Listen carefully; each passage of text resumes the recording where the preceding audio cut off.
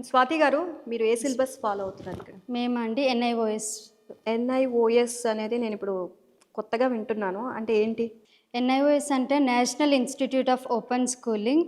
ఇక్కడ ఈ board speciality ఏంటంటే like all students have the flexibility, which means they can choose the subject on which they are interested.